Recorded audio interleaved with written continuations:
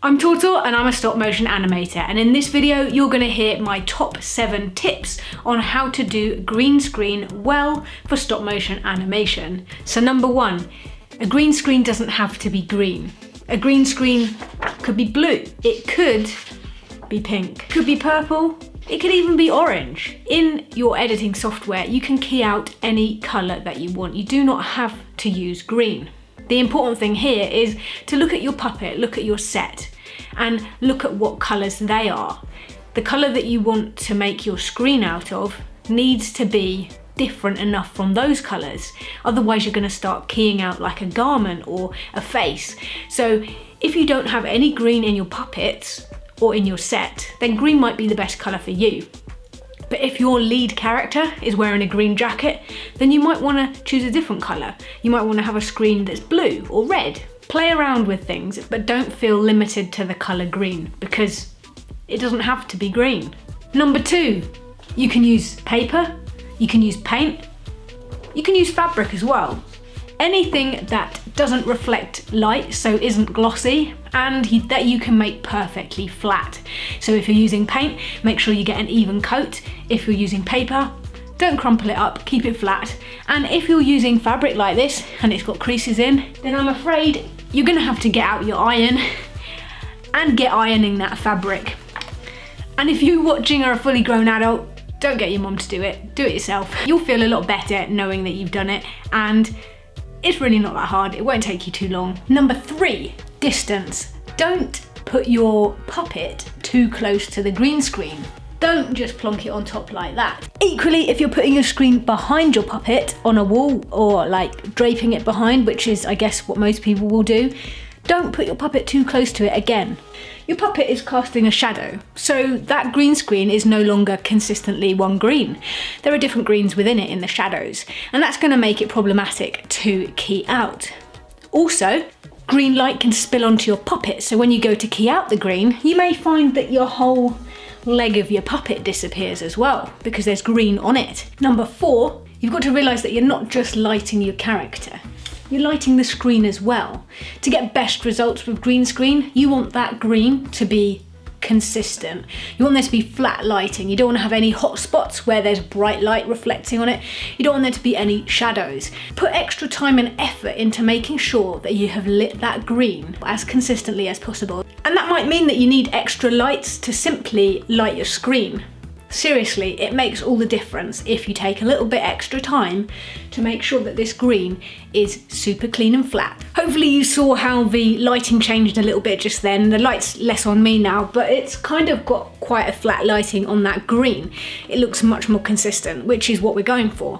And if you do put in the extra time and effort, maybe invest in a couple more lights, you're going to get much better results, and it's going to be far easier to key out that colour successfully. Number 5, when you think that you have got everything as you would like, and you've lit your green screen, you've lit your subject, you think it looks perfect, just to double check that it is perfect, take a test shot. Take one image and pull that image into your edit software, just to make sure that your colour, your green screen, whatever you've chosen, does in fact key out correctly.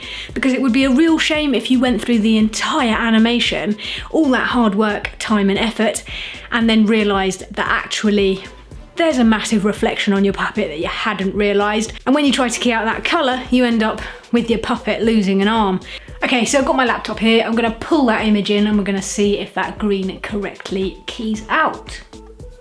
So we're going to effects and we're going to video effects and keying down here.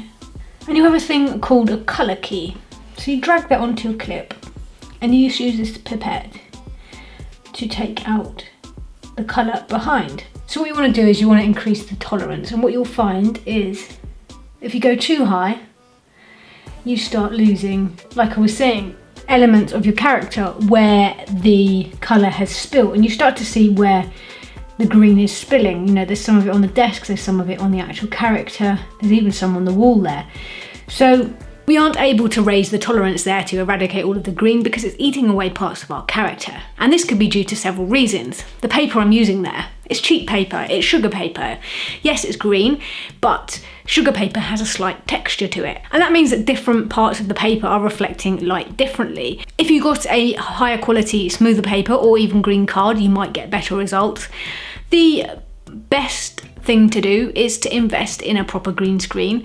But from experience, I know that you can also achieve really good results with green material or green paint. So if either of those are accessible to you, then that might be the thing to do. So let's try again with green material and see if we get any better results. I've got a fairly flat piece of my green fabric here. I'm down on the floor because it's just easier. This fabric is huge and I haven't got time to hang it. And I'm going to take another picture with my phone of this tortoise above this green on the fabric, and we're going to see how well this keys out and see if this is better than the paper that I showed you just before. Another thing I quickly want to mention before we move on and see how well this keys out is that you want to be doing your test shot with the camera that you're actually filming your animation with. So if you're shooting on a DSLR, take your test shot with that camera. The only reason I'm not doing that is because that camera is filming me right now, and the only other thing I have available is my phone. But use the camera that you're actually doing your animation with, because different cameras see things differently, and you'll probably find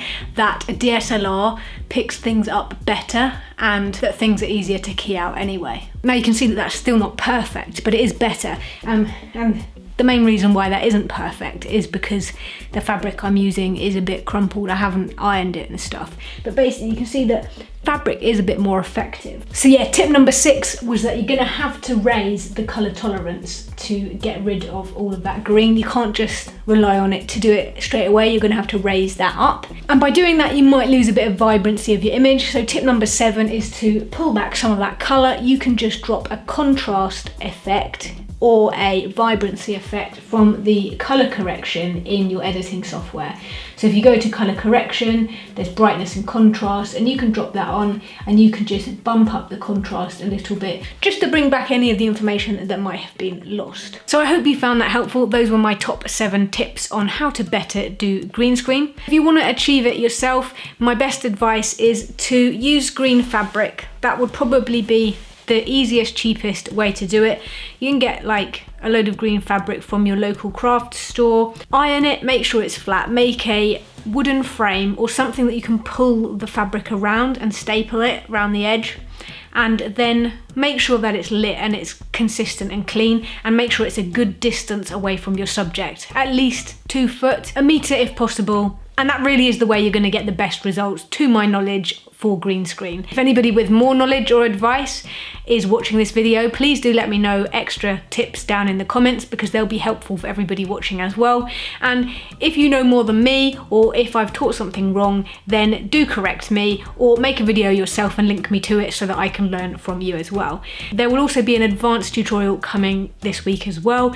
So for those of you that are just interested in seeing how I animate and how I do stuff, that will be there for you. But this is another basics one that was requested, and I thought I'd give it a go and see if I could share some knowledge, and even if it just helps one person, it would be worth it. Don't forget to like, comment and subscribe for more stop motion tutorials and advice from me. Thank you very much for watching. I hope you're having a fantastic day, and I'll catch you again in the next tutorial.